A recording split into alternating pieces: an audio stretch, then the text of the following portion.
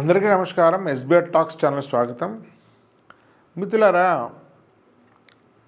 IIT వస్తుందని మనం ముందే ఊహించవచ్చు. ముందే అంటే అది ఇంటర్మీడియట్ సెకండ్ ఇయర్లో కావచ్చు, ఫస్ట్ ఇయర్లో కావచ్చు, 10th క్లాస్ కావచ్చు, చిన్నప్పుడే కావచ్చు.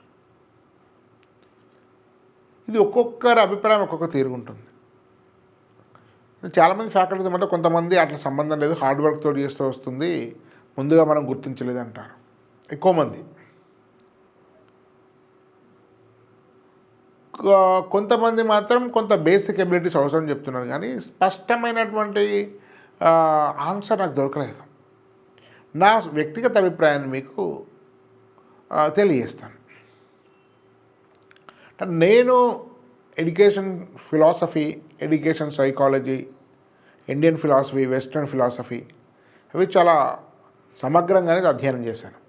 నాకు అర్థమైనంత మేరకు ప్రతి ఎగ్జామ్ కూడా పేపర్ సెట్ చేసే ముందు ఒక ఫిలాసఫీ ఉంటుంది, ప్రీ రిక్విసైడ్ సిస్టమ్స్ ఉంటాయి. అంటే ఆ స్టూడెంట్ దగ్గర ఏవి టెస్ట్ చేయాలి, ఏ సామర్థ్యాలు పరిశీలించాలి అనేటువంటి వాటిలో ఒక స్పష్టత ఉంటుంది. ఎట్లా పరీక్షించాలి, దానికి ఎలాంటి క్వశ్చన్స్ ఫ్రేమ్ చేయాలి అనే దానికి కూడా అదొక ప్రత్యేకమైనటువంటి శాస్త్రం. మనకు తెలియదు కానీ ఎంతో కొంత పాటిస్తారు వాటిని. నిజమైనటువంటి పేపర్ సెట్టింగ్ చేసే వాళ్ళు అయితే ఇవన్నీ కూడా పాటించాలి. ప్రతి క్వశ్చన్ వెనుక ఆబ్జెక్టివ్స్ అండ్ స్పెసిఫికేషన్స్ అంటారు. కాబట్టి ఇప్పుడు ఫర్ ఎగ్జాంపుల్ ఇంటర్వ్యూ చేయాలి. ఇంటర్వ్యూ చేసేటప్పుడు ఏ సామర్థ్యాలు కావాలనేటువంటి మనసులో ఉంచుకొని వాటిని టెస్ట్ చేస్తారు. ఊరికే మనం అనుకుంటా ఊరికే మాట్లాడుతున్నారని, కానీ ఊరికే మాట్లాడరు. ఆ మాట్లాడడం ద్వారా వాళ్ళు ఏ సామర్థ్యాలు ఉన్నాయో వాళ్ళు టెస్ట్ చేస్తారు. ఉదాహరణ, మనం computer, type writer, data entry అంటే డేటా ఎంట్రీ ఎంత కొడితే ఎంతసేపట్లో చూస్తాం. ఇస్త్రీ చేసే వాళ్ళని పెట్టుకుంటే ఇస్త్రీ చేసే వాళ్ళు ఎంత బాగా చేస్తారో లేదా అని టెస్ట్ చేస్తాం. ఇంటర్వ్యూలో అవే మాట్లాడతాం. ఇల్లు క్లీన్ చేసేవాళ్ళు వచ్చా, సరిగ్గా చేస్తారా మాట్లాడతాం. మ్యాథ్స్ టీచర్ అంటే బేసిక్ మ్యాథ్స్ వచ్చా, టీచింగ్ చేస్తారా, పిల్లలు అర్థం చేసుకుంటారా, క్లాస్ కమెంట్ చేస్తే అర్థం చేసుకుంటాం. అట్లా ప్రతి వాళ్ళకు కూడా కొన్ని సామర్థ్యం టెస్ట్ చేస్తున్నప్పుడు ఒక ఐఐటి లాంటి ప్రపంచంలోనే చాలా స్టాండర్డ్ ఉన్నటువంటి ఎగ్జామ్లో ఒకటైనటువంటి ఐఐటికి సంబంధించినటువంటి ఎంట్రన్స్ ఎగ్జామ్లో ఏ ఫిలాసఫీ లేకుండా, ఏ సామర్థ్యాలను అంటే ముందే నిర్వచించబడినటువంటి సామర్థ్యాలు లేకుండా, ఒక వ్యూహం లేకుండా పేపర్ సెట్ చేసిన ఎట్లా అనుకుంటాం. కాబట్టి ఫస్ట్ విషయం ఏంటంటే డెఫినెట్గా ఐఐటికి సంబంధించిన దానిలో అన్నిటికీ కూడా డెఫినెట్గా ఒక ప్రత్యేకమైన వ్యూహం ఉంటుంది పేపర్ తయారు చేసిన నెంబర్ 1.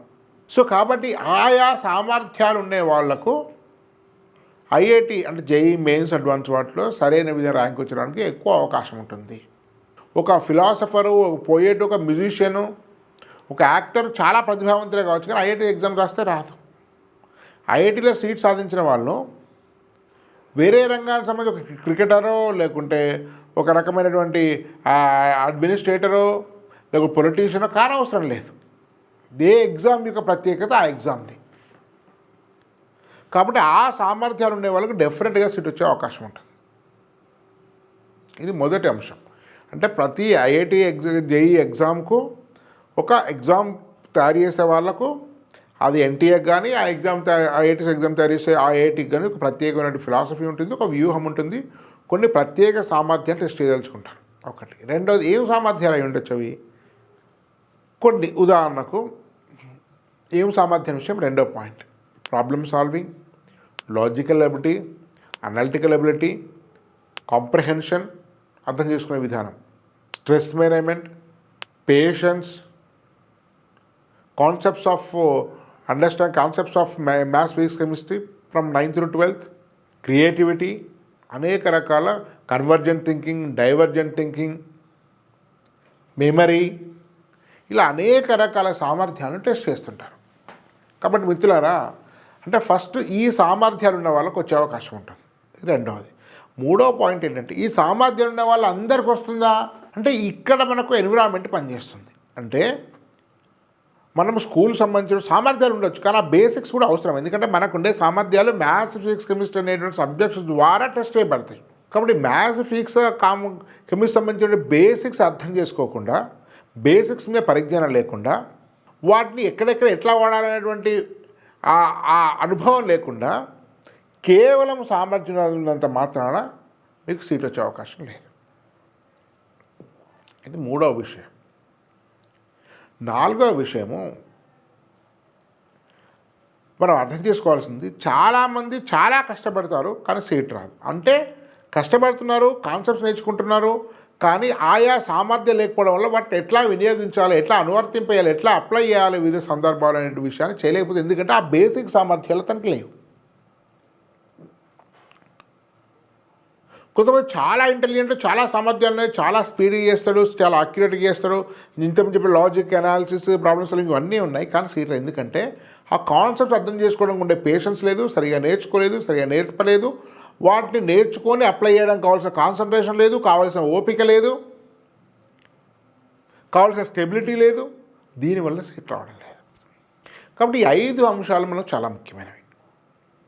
అంటే కావలసిన ఐఐటి పేపర్స్ ప్రశ్నపత్రానికి ఏవైతే నిర్వచించబడిన సామర్థ్యాలు ఉన్నాయో ఆ సామర్థ్యాలు ఉండాలి, సరైన టీచింగ్ అందాలి, సరైన విధంగా నేర్చుకోవాలి, వాళ్ళ సామర్థ్యాన్ని బట్టి కష్టపడాల్సిన అవసరం ఉంటుంది. 6వ పాయింట్, మీకు ఎన్ని గంటలు చదవాలి అనేది చాలా ముఖ్యమైనటువంటి పాయింట్. ఏంటది అంటే, కొంతమంది ఏం చదవకపోవచ్చు కదా, దాని గురించే ఆలోచిస్తారు, పడుకున్నప్పుడు ఆలోచిస్తారు, సాయంత్రం ఆలోచిస్తారు, తింటున్నప్పుడు ఆలోచిస్తారు, వాకింగ్ చేస్తున్నప్పుడు ఆలోచిస్తారు, అన్ని టైంలో ఇంటర్వెల్లో ఆలోచిస్తారు. అదంతా చదువుతున్నట్టే. వాళ్ళ మైండ్ యొక్క మొత్తం ధ్యానము దాని మీదనే సబ్జెక్ట్ ఉంటుంది, అదంతా చదివినట్టు. కాబట్టి పుస్తకం బట్టి చదవాల్సిన అవసరం లేదు. కొంతమంది పుస్తకం బట్టి చదవరు కానీ సీట్ వస్తుంది, ఎందుకంటే వాళ్ళు కాన్స్టెంట్ లెర్నింగ్లోనే ఉన్నారు.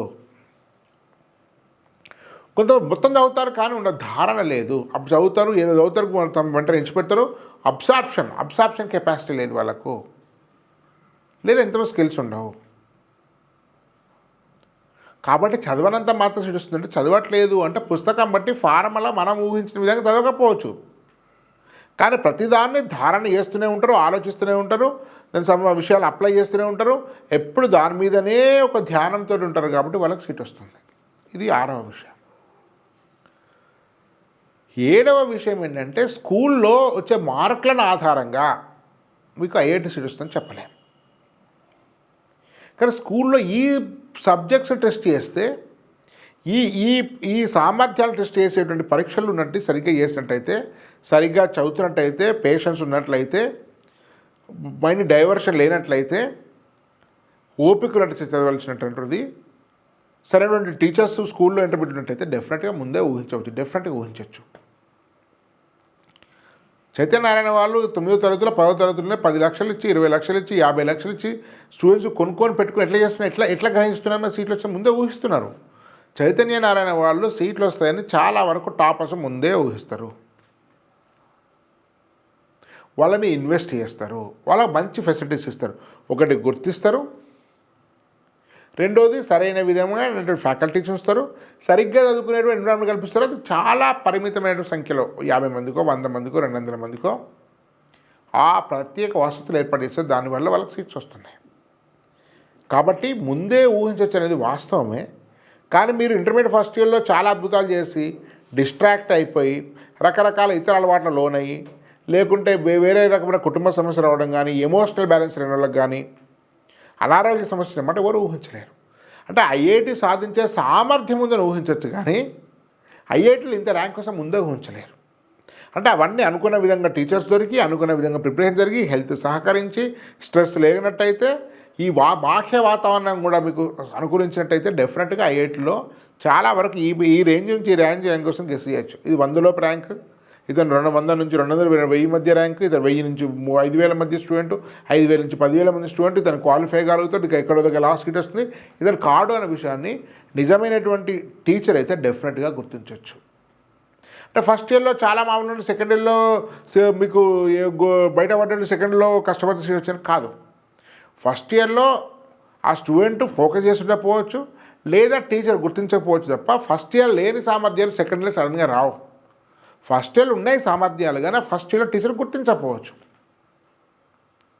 కాబట్టి ప్రత్యేకమైనటువంటి సామర్థ్యాలు స్టూడెంట్స్లో లేకుండా ఐఐటి సీట్ వస్తుంది అనేది అసాధ్యము. కేవలం కష్టపడితే సీట్ వస్తుంది అనేది కూడా చాలా అబద్ధము. ఇది నా వ్యక్తిగత అభిప్రాయం. ఇక్కడ ఎవడైనా ఐఐటి సాధించడం లేదు. కానీ బాగా కష్టపడినట్టయితే వాటిని ఇంప్రూవ్ చేసుకోవచ్చు. అంటే మన మెరుగైనటువంటి సీట్ని పొందొచ్చు, మనకు సామర్థ్యాన్ని ఇంప్రూవ్ చేసుకోవచ్చు, మన పెర్ఫార్మెన్స్ ఇంప్రూవ్ చేసుకోవచ్చు, మెరుగైన ఇంజనీరింగ్ కాలేజ్ ఉంచవచ్చు తప్ప సామర్థ్యాలకు సంబంధం లేదు, ఆప్టిట్యూడ్స్కి సంబంధం లేకుండా, ఇన్నేట్ ఎబిలిటీకి సంబంధం లేకుండా కేవలం కష్టపడ్డంత మాత్రాన మీకు సీట్ వచ్చే అవకాశమే లేదు. అవి ఎట్లా టెస్ట్ ఏంటంటే నిజమైనటువంటి teacher maths, physics, chemistry teacher డెఫినెట్గా గుర్తుపట్టగలుగుతారు. సరైన టీచర్స్ డెఫినెట్గా గుర్తుపట్టగలుగుతాడు సామర్థ్యాలను.